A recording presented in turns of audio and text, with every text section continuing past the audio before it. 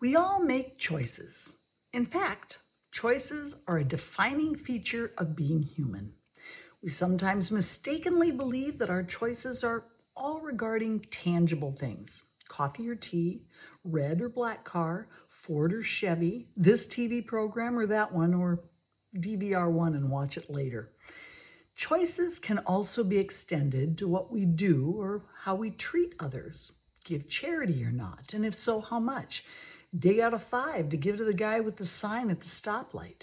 Donate to the food drive at church, or forget to load up a bag. Where people have increasingly indicated that they have no choice is when it comes to their feelings or lifestyle. You hear the excuses all the time. I'm just not a morning person. I can't help being this way. It's how I am. It wasn't my fault. He made me so mad that I just reacted. I have a sharp tongue. Live with it. I'm just being honest. All of those statements are born in a mindset that says you don't have choices when it comes to your habits or emotions, and that's simply not the case. We are not victims of our circumstances. We are not incapable of controlling our minds and thus our tongues. Impulses can rule your reactions and inclinations, or you can make a choice to think differently, act on the values you hold, and become the person you want to be. Generous, patient, controlled, and accountable. Lecha holds an inkling that perhaps Abram was not perfect. When he and Sarai arrived at the Negev, in what is today southern Israel, there was a famine in the land. They had to detour to Egypt, where there was prosperity. Genesis 12:11-13.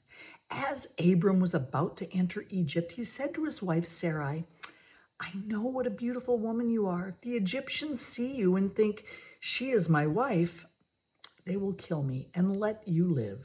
Please say that you are my sister, that it may go well with me because of you, and that I may remain alive thanks to you. Sure as shooting, the Egyptians saw how beautiful Sarai was. Pharaoh's courtiers saw her and praised her to the Pharaoh. And then she was taken into Pharaoh's palace. Verse 16, and because of her, it went well with Abram. He acquired sheep, oxen, asses, male and female slaves, she-asses, and camels. Hold the phone. Is this the patriarch Abram who lied that his wife was his sister to save his own skin? Yep, folks, you read that right. Small price to pay for all the livestock and servants he acquired.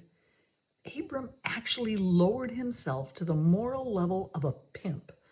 Granted, he knew that the society he was in would kill him in a heartbeat and take Sarai anyway if they knew they were husband and wife. We can perhaps understand Abram's motivation, but does that justify it?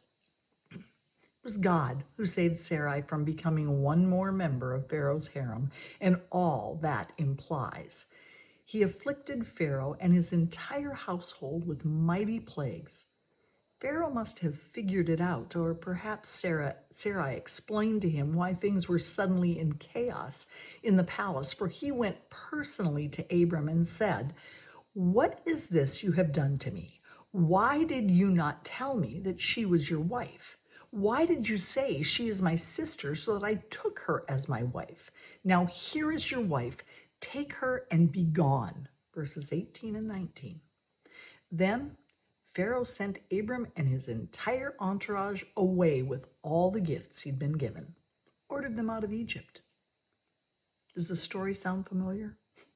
It's a foreshadowing of what was to come several centuries later with the enslavement of the Jewish people, the rise of Moses, the plagues that afflicted Egypt, and exiling of the Israelites with riches from their neighbors. Regrettably, it's not the last time Sarai was abducted. After the destruction of Sodom and Gomorrah, Abraham and Sarah, names changed by God himself, left the Negev to settle in Kadesh. that time, Abraham didn't even discuss the role change. He just announced to King Abimelech of Gerar that Sarah, who was 89 by that time, was his sister. Of course, the king took her, but God sent a dream to the king in which he was told that he would die if he took Sarah as his wife, for she was already married. King Abimelech begged God to spare him and his household, for it was Abraham and Sarah who claimed to be siblings. God acknowledged that the king had taken her under false circumstances and that if he returned her to Abraham untouched, Abraham would intercede in prayer on behalf of the king and his household. Abimelech was incensed with Abraham, but released Sarah. Then Abraham promised to pray for Abimelech, and Rashi said it was because of Abraham's prayers that Sarah was able to conceive shortly after that. Torah does not try to present its leading figures as perfect bastions of behavior and devotion. Instead, all of their flaws are paraded out alongside their amazing victories and deep moments of faith. The reason for this is that we might understand how we can be good people without being perfect people. We can condemn Abraham's behavior while forgiving him for his poor judgment, just as Sarah forgave him. Isn't that what we're all seeking? A little grace for our poor choices? Who hasn't lied? Who hasn't had a bad day at work and come home like a grump to turn the evening sour for the entire family? I remember with no great pride how my daughter, then maybe 8 or 9 years old, would come out the back door as I drove up the driveway to judge my mood and warn her siblings. I must have exuded a bad attitude because I would hear her turn to her brother and sister in the house and say, "She needs 15 minutes. How dare I put the onus on kids to buffer my inability to control my emotions?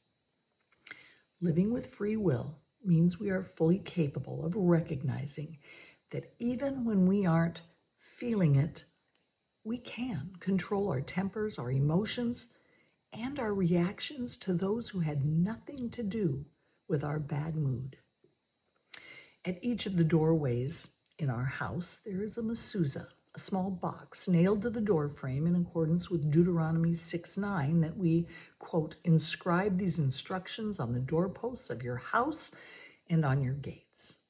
It's affixed at an angle, since to be straight up and down might imply perfection, and none of the people in this house are perfect. Inside the box is a tiny scroll with the words from the Shema written on one side of the parchment, and on the other side, one of the names of God, Shaddai, which means guardian of the doorways of Israel. It serves as a sort of denizen of protection over your home, but it's more than that. As you enter and leave your house, you are to touch the mezuzah, kiss your fingers, and touch your heart. It is a reminder that you are to behave, whether at home or away, in a manner that honors God.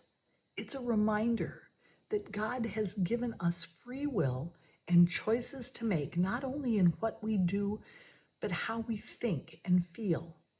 Whatever thoughts or feelings you entertain at home, at work, in the grocery store, or driving your car, you have choices as to how you will react and respond to others.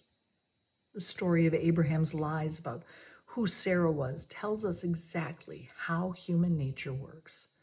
The human part of us wants to protect ourselves even at the expense of others.